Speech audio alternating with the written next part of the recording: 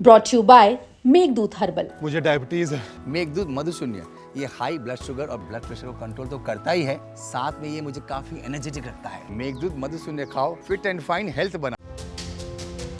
मुख्यमंत्री आज संभल में थे। संभल में उन्होंने हिंदू तीर्थ स्थलों को लेकर तो बड़ी बड़ी घोषणाएं की हैं, लेकिन आज उनका हेलीकॉप्टर कहां मंडराया है, कहां से मुख्यमंत्री योगी आदित्यनाथ ने आज संभल का जायजा लिया है, आज हम आपको ये दिखाएंगे, क्योंकि उनका ये हेलीकॉप्टर राइड बहुत कुछ कहता है। यही नहीं, मुख्यमंत्री योगी आदित्यनाथ ने यह भी कहा कि संभल हमारी आस्था का प्रतीक है और उसे भी हम काशी और मथुरा जैसा बनाएंगे। और क्या क्या कहा है हम आपको बताएंगे। स्वामी प्रसाद मौर्य के साथ को हमला करने वाले, उन पर हमला करने वाले तो सनातनी निकले, खुद को उन्होंने करनी सेना का बताया, लेकिन स्वामी प्रसाद मौर्य क्यों समाजवादी पार्टी पर भड़क गए और समाजवादी पार्टी पर भड़के तो उन्होंने क्या क्या सुना दिया। और आखिर में बाढ़ में वो अनोखी बारात, जब उस बारात में लोग जो बाराती हैं वो नाव पर चढ़कर शादी करने आए। ये खबरें आज का यूपी में। नमस्कार, मैं हूं कुमार अभिषेक, आप देख रहे हैं यूपी तक। हम हाजिर हैं अपने न्यूज शो आज का यूपी लेकर। मुख्यमंत्री का हेलीकॉप्टर आज संभल पहुंचा और संभल में जब वो आसमान में मंडरा रहा था तो कई लोगों ने उसके वीडियो बनाए। वीडियो के साथ आप उनकी आवाजें भी सुन सकते हैं और वीडियो में आपको यह दिखाई देगा कि जब मुख्यमंत्री का हेलीकॉप्टर हवा में ऊपर मंडरा रहा था तो वो उसी जामा मस्जिद के ऊपर था जिसे लेकर हाल में बहुत बड़ा बवाल हुआ।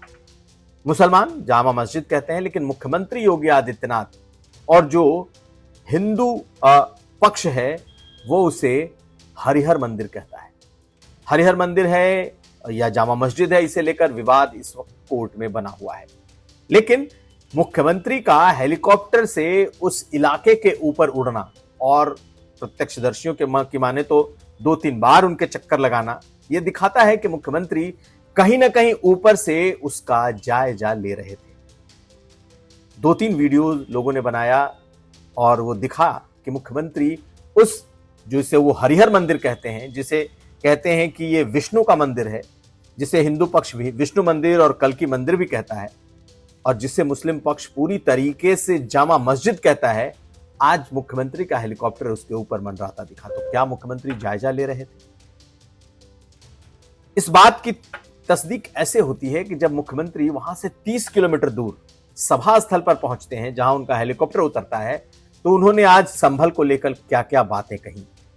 आप ध्यान से सुनिए, अंदाजा लग जाएगा कि कैसे काशी, मथुरा और अयोध्या के बाद अब संभल चौथा ऐसा बड़ा स्थान होने वाला है जो मुख्यमंत्री की नजरों में है, टारगेट पर है। सुनिए मुख्यमंत्री ने कहा क्या है। बेटी भी सुरक्षित है, व्यापारी भी सुरक्षित है, हर उत्तर प्रदेश वासी सुरक्षित है, केवल दंगाई सुरक्षित नहीं है।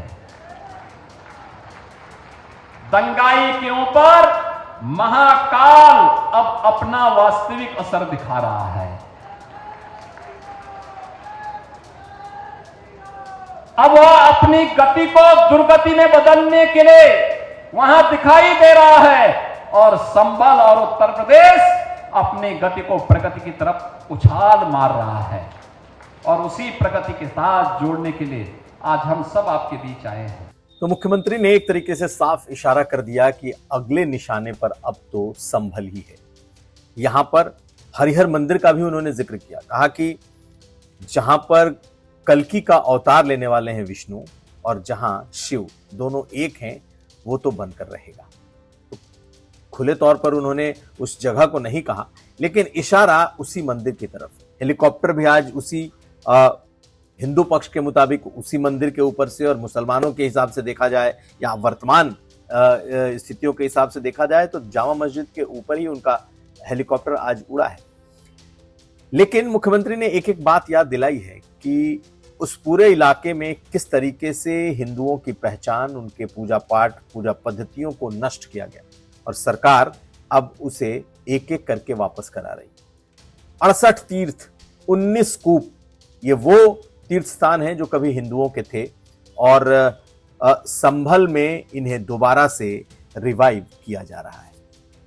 यही नहीं, मुख्यमंत्री ने बहुत सारी बातें कही जो साफ दिखाता है कि कैसे अब संभल जरूर आने वाले वक्त में एक बोन ऑफ कंटेंशन हो सकता है। जिस तरीके से हम लोगों ने अयोध्या में देखा, काशी में देखा, हिंदू और मुसलमानों के बीच ये जगह आने वाले वक्त में एक बार फिर गरमा सकता है। खैर, मुख्यमंत्री का कहना है कि वो जो संभल की पुरानी ग्लोरी है जो हिंदुत्व से जुड़ती है वो उसे वापस लौटाकर ही दम लेंगे। सुनिए क्या कहा है अयोध्या, काशी और मथुरा के बाद संभल को लेकर। पहले से ही ये मान्यता प्राप्त है कि ये मिनी काशी है, छोटी काशी के रूप में उसकी मान्यता है। लोग वृंदावन के रूप में, काशी के रूप में बड़ी मान्यता के साथ, बड़ी श्रद्धा भाव के साथ वहां की पर सैकड़ों की संख्या में बने हुए मंदिरों में दर्शन करने के लिए आते हैं। चंदौसी में एक बार आना भी है मुझे, वहां पर बजरंगबली का एक बड़ी मूर्ति भी बनाई हुई है। लेकिन सबसे ज्यादा चर्चा में बना हुआ है मुख्यमंत्री का ये हेलीकॉप्टर राइड जो आज उस जामा मस्जिद के ऊपर उड़ता दिखाई दिया और लोगों ने अपने वीडियो में उस बात की तस्दीक की। खैर, यूपी तक नहीं कह सकता कि वो हेलीकॉप्टर जो है वो मुख्यमंत्री का ही है, लेकिन माना यह जा रहा है क्योंकि आज मुख्यमंत्री के अलावा किसी का हेलीकॉप्टर संभल में नहीं उड़ा है। बढ़ते हैं अगली खबर की तरफ और अब हम बात करेंगे स्वामी प्रसाद मौर्य की।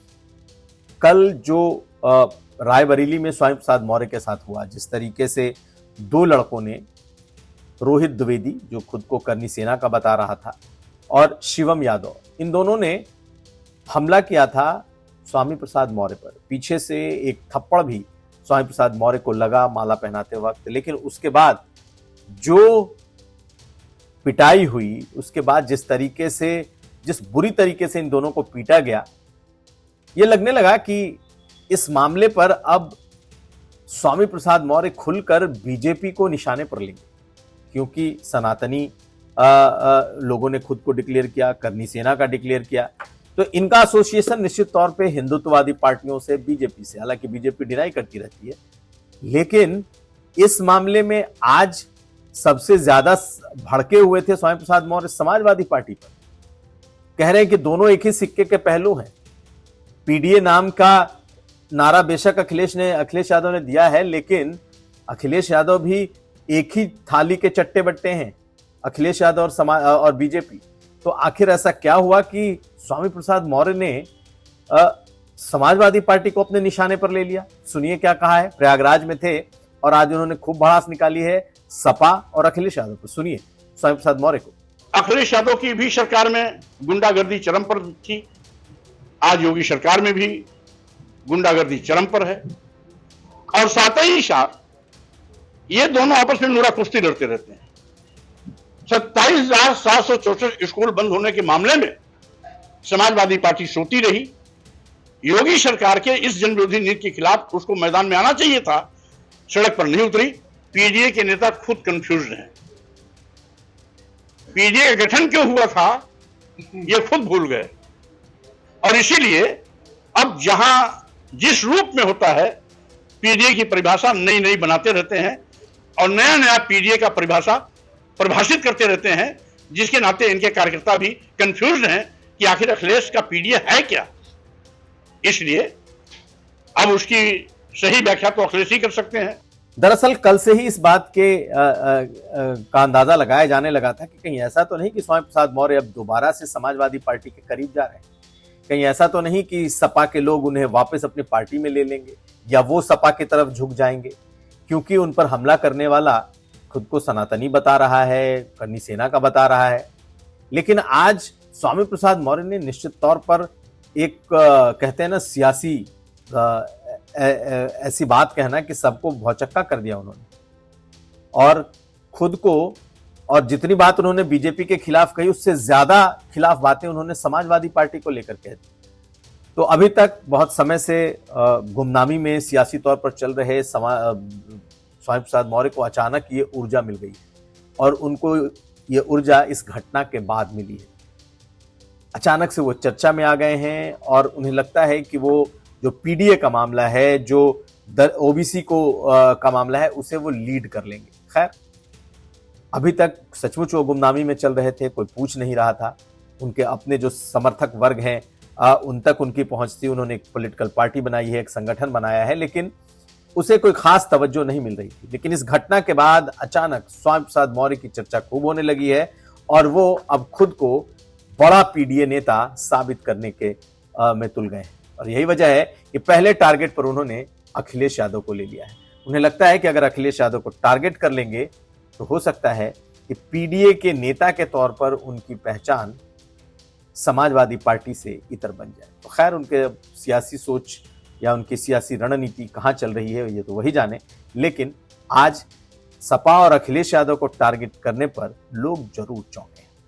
अगली खबर, तो जहां चाह वहां राह। जी हां, बाढ़ का ये वक्त चल रहा है और पूर्वांचल के कई जिले बाढ़ में समाये हुए हैं। खास करके बलिया का जो इलाका है उसमें बाढ़ का प्रकोप ज्यादा है। लेकिन इसी बाढ़ में एक ऐसी तस्वीर देखने को मिली जो निश्चित तौर पर लोगों को गुदगुदा सकती है। बलिया का वो इलाका जहां भीषण बाढ़ इस वक्त है, सारे रास्ते कटे हुए हैं। अचानक एक सजी संवरी सी नाव पहुंचती है और उस नाव से पूरे बाराती उतर आते हैं। यानी कि बाढ़ बढ़ गई, रास्ते कट गए, तो फिर बाराती नाव से निकल लिए। देखिए इन तस्वीरों को। बक्सर से ये बारात बलिया आई, सड़क बंद था तो बारातियों ने नाव का सहारा लिया। परिवार कहता है कि बहुत पहले से शादी तय थी और बाढ़ की वजह से इसे टाला नहीं जा सकता था, इसलिए हमने रास्ते की बजाय नाव को चुना। खैर, इस वक्त बाढ़ के बीच में भी दोनों परिवार इसलिए खुश हैं क्योंकि शादी तय समय पर हो रही है और तय समय पर हुई और विदाई भी नाव से ही। देखिए इन तस्वीरों को। बाढ़ के इस विभीषिका में आपको देखने और सुनने में ये अच्छा लगेगा। तो ये था आज का यूपी। हम कल फिर हाजिर होंगे। आप हमें दीजिए इजाजत। देखते रहिए यूपी तक। आपको अगर हमारा वीडियो अच्छा लगे तो लाइक करें, शेयर करें और चैनल को लाइक सब्सक्राइब जरूर करें। धन्यवाद।